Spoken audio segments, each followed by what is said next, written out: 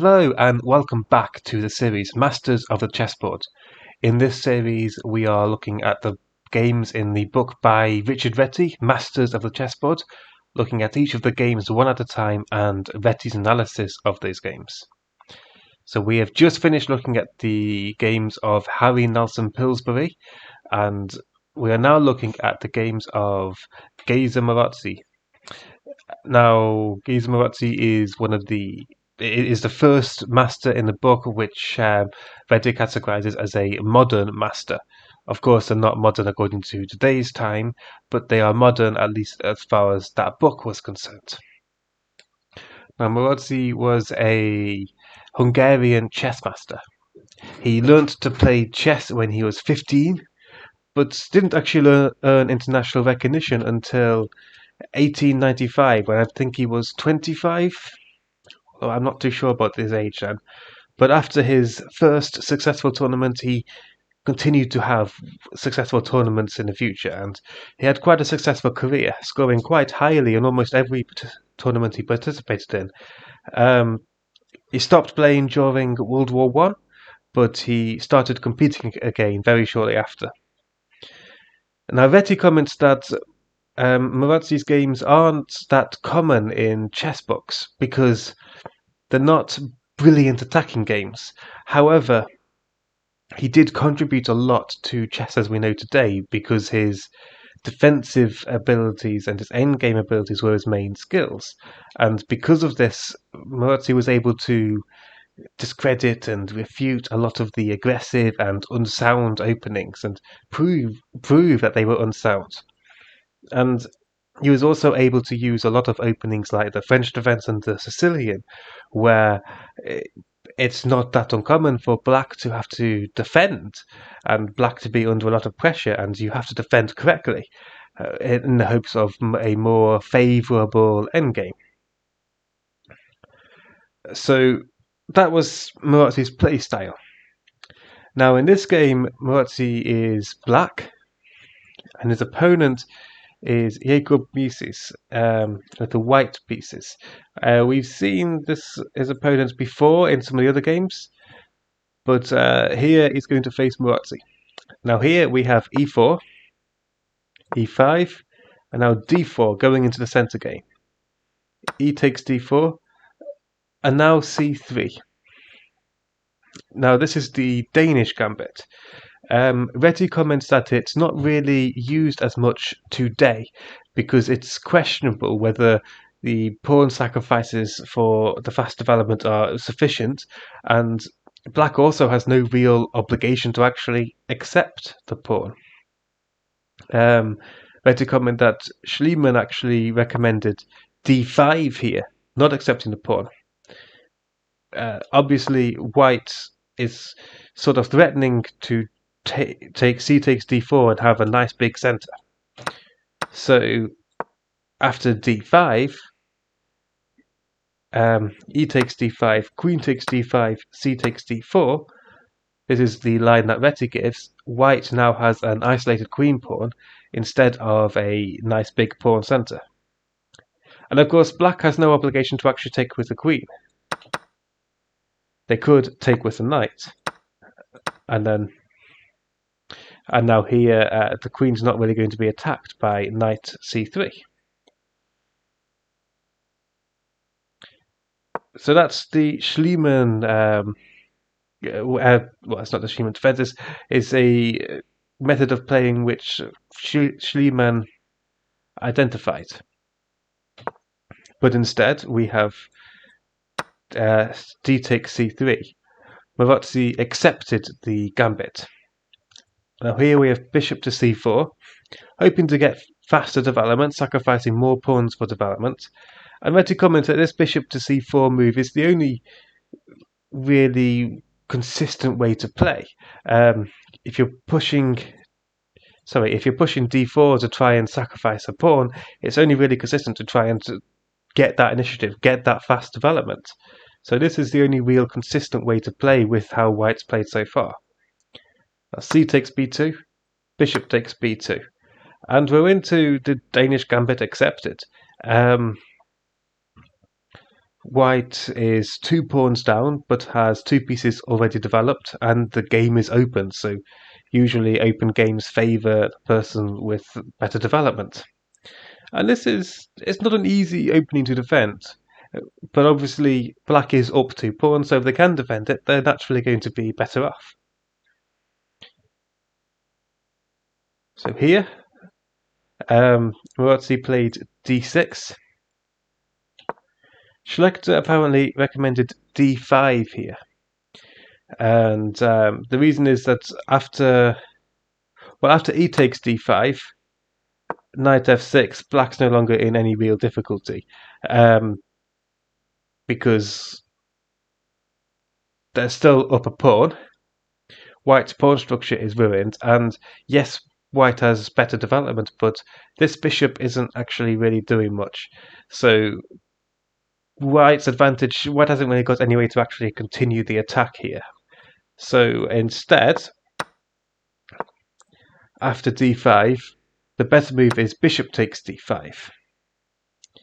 However, now knight f6, and then the line that Reti gives is bishop takes f7.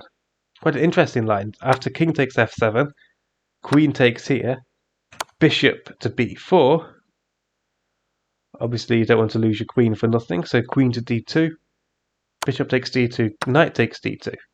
And now material is equal, except black's 3 on 1 pawn majority here is quite a bit easier to mobilize and play with and convert than white's 4 on 2 pawn majority here. So this is a easier endgame for black to play. I believe it's probably a draw with best play, but realistically black is going to be the one trying to play for a win here, although white can certainly get some counterplay. So that was recommended by Schlechter, the d5 pawn bush. However, Maroczy played d6, and now we see knight to e2. And Reti comments that it's quite hard to see actually what move is best for white. He says that knight f3 has been tried, knight c3 has been tried, f4 has been tried, and knight e2 has been tried, because it's difficult to see how white is meant to continue their attack. Now here we see knight to c6, castles, bishop to e6, attacking the bishop, bishop to d5, knight f6, continuing the attack on this square, queen b3, continuing to add things to this square, queen to c8. Obviously white was threatening bishop takes, f takes, queen takes, so queen to c8 to defend the bishop. Now knight to f4, attacking the bishop, but also defending d5. So now we see bishop takes d5, e takes d5, and knight to e5. And Reti comments that what we're going to see now is quite a good example of how to defend a gambit in the opening. So he comments that Maroczy doesn't try to maintain his pawn superiority. He's okay to give back some material, and the idea is that each tempo that white would have gained a couple of tempos by sacrificing a pawn, and black can regain those tempos by sacrificing pawns back. Essentially, white can lose those tempos by trying to win the material back, and that's what we're about to see here. So we see rook to e1, pinning the knight, bishop to e7, bishop takes e5, d takes e5, and rook takes e5. So we see again how white has managed to regain one pawn, but their pieces aren't really very well coordinated anymore. They were originally, they were all coordinated towards this d5 square, but now they're not that well coordinated at all, and these two pieces are still not developed. So here we see queen to d7, It's sort of giving back the second pawn. However, after queen takes b7 and short castles, white's in a fairly bad position here. White's pieces are just not developed at all. The queen side isn't developed, the rook's sort of misplaced here. Both the rook, well, none of white's pieces are actually defended, they're all unprotected, and black is able to potentially get counterplay by playing one of the rooks to b8, attacking the queen, controlling the open file, and probably able to get to the second rank very quickly. So white doesn't accept this. Instead, white plays queen to g3. However, here, instead of castling and saving the pawn, again, Maroczy gives up this pawn and plays long castles. And now queen takes g7. And now Reti comments that both sides are even in material. However, white's pieces are far more uncoordinated, and white's queen side is completely undeveloped. Now Reti comments that after an attack has been successfully repulsed, so white here was obviously on the offensive. White was trying to attack black's position, but very often once you're able to defend an attack and repulse it, then you are able to get in a counterattack, and that counterattack can very often be decisive. And that's what we see now. We see queen to d6, attacking the rook and the knight.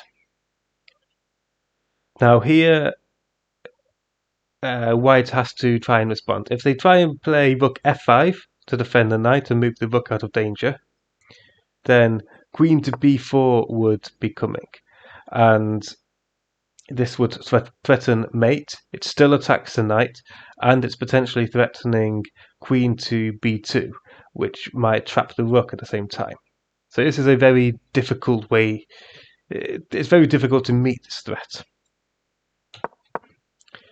If instead white had tried knight to d3, then Reti gives knight to d7, attacking the rook, and if the rook goes back, then bishop to f6, attacking the queen and the rook. And he says that this is probably black's simplest option. So because of that, after this queen d6 move, attacking the rook and x-raying the knight, we see queen to g5, defending the rook. However, we now see rook h to e8. And now the threat is knight to d7, when white would at best lose an exchange, because it would uncover an attack on the queen.